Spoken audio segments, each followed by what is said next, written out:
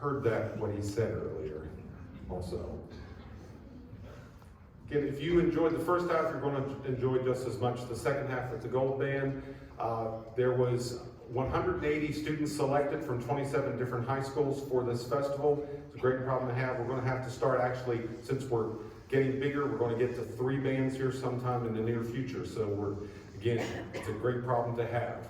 As Dr. Stamp and Mr. Barton said, the connection, I got to meet Steve through then once Jack started what we called the Keystone Winds, which is a semi-professional wind ensemble, totally related to either current faculty, retired faculty, alumni of music majors and education and performance majors, and current students of Indiana University of Pennsylvania. And so I did my master's degree with Jack from 1991 to 92, and then became a founding member of the Keystone Winds in 1993, and that's how then I got to then get to know Steven Barton also through that IUP connection.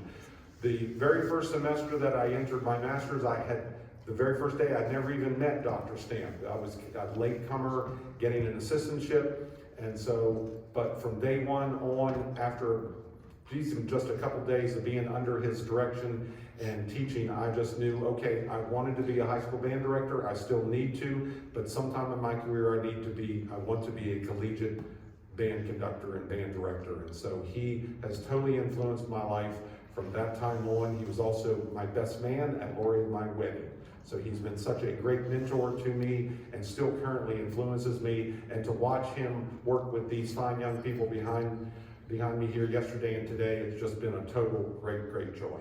Would you welcome to the stage Dr. Jack Stamp to conduct the Golden Band.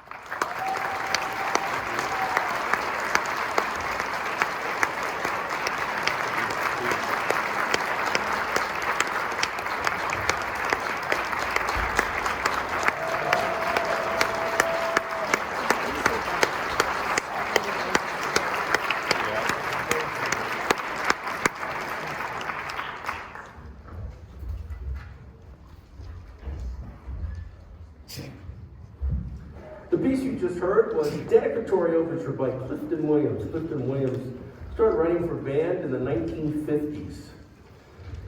And this piece was written, I believe, in 1964. So I can remember playing this in junior high school.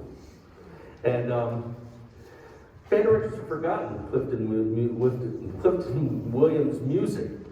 And this is one of the great pieces, another piece that's good for high school, Variations Overture. He wrote a lot of wonderful music that's a cut above a lot of the music being written now and music that's being written at that time. So we're going to jump to the British composer, which is pronounced Ralph Vaughan Williams. He didn't call himself Ralph, he called himself Ralph. And recently, his music has been allowed to be transcribed. And what that means is take it, a piece that he may have written for orchestra, you're allowed to set it for band. And I was involved in this project. Well, sorry, I'm going to talk without this and then I'll put it back on. You're clapping for me taking off my mask? There's one person that likes to look at my face without the mask. I didn't hear anybody scream when I took it off, so that's good. But seriously, he wrote a whole book of pipe organ preludes. And if you realize and think about it, a pipe organ is not really a keyboard instrument, it's a wind instrument, right? All the keyboard does is let the air go through the pipes. So I transcribed 3 of these pipe organ pieces for wind band. And we're going to do 2 of them for you. We're going to do a wedding tune for Anne, and then followed by a piece called The New Commonwealth. So these are 2 organ preludes now for wind band by Ralph Vaughan Williams.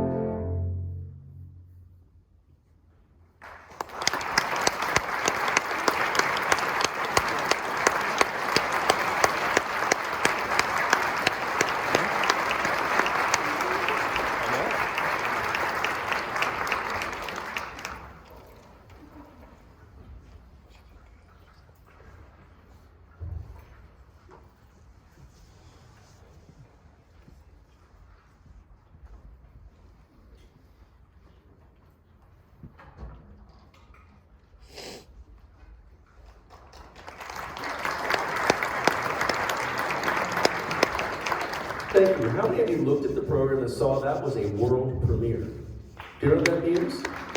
That means you're the first people ever to hear that piece played by a band. And Mr. Barton was too modest to come out and say anything, but he wrote that during the pandemic, which all of us wrote a lot of music during the pandemic. Can we have him come back out and thank him for letting us produce this?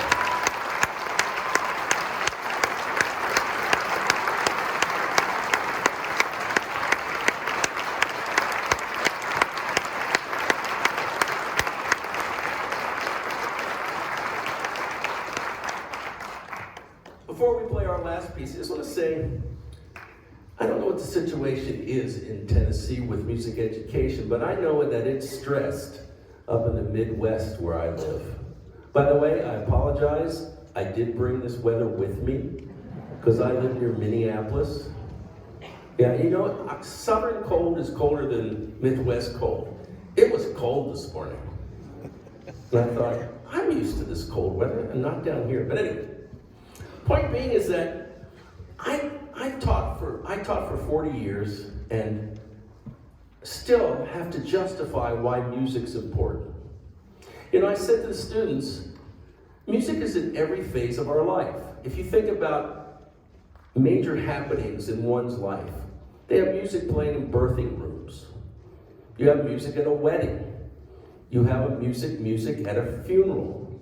I never remember going to a wedding where they said, before I pronounce this couple married, could we please solve a quadratic equation?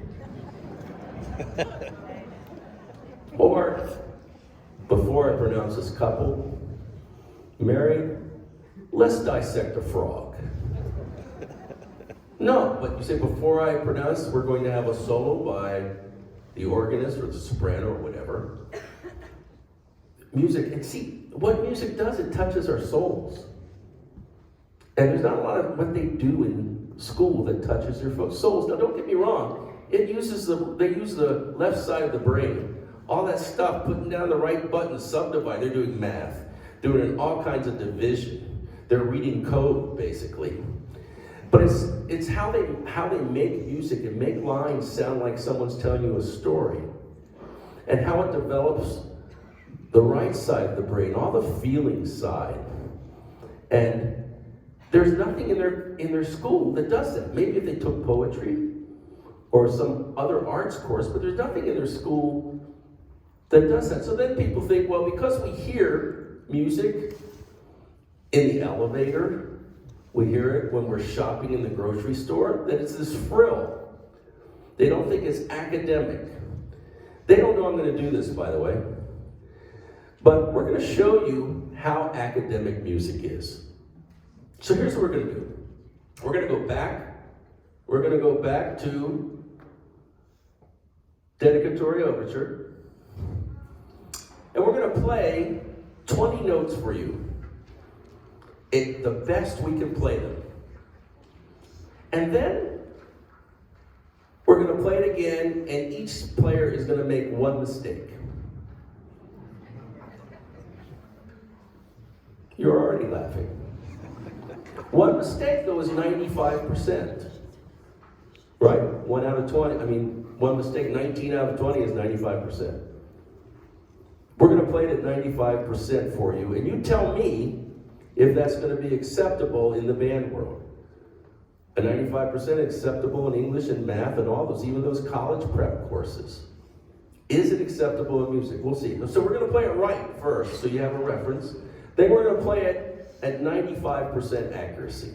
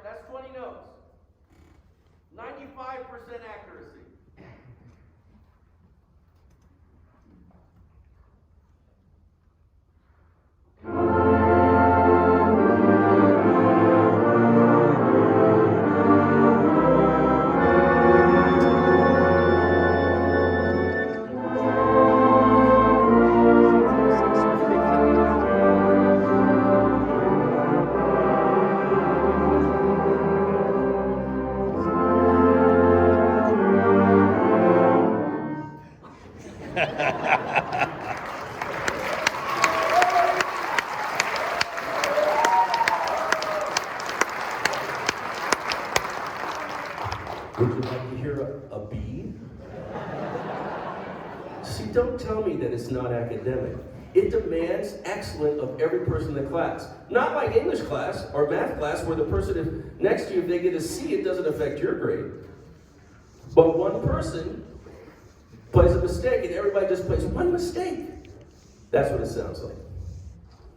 So continue to support music education in the state of Tennessee, Eastern Tennessee, and your local high schools, local universities, because it makes for better human beings. And my goodness, do we need that right now.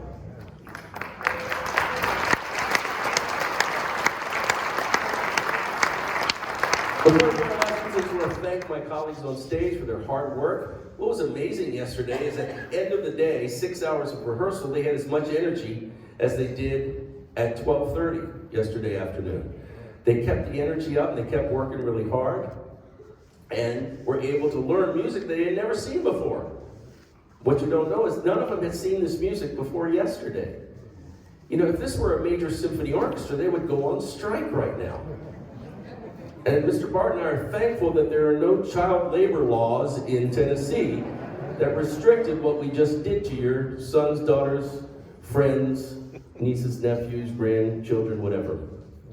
I do want to thank all of you for being here. Thank the facilities and the university and the students here, but there are three people that haven't been properly thanked, and that would be the band staff here at ETSU. So gentlemen, could you come out? Joe, Riley, Chris.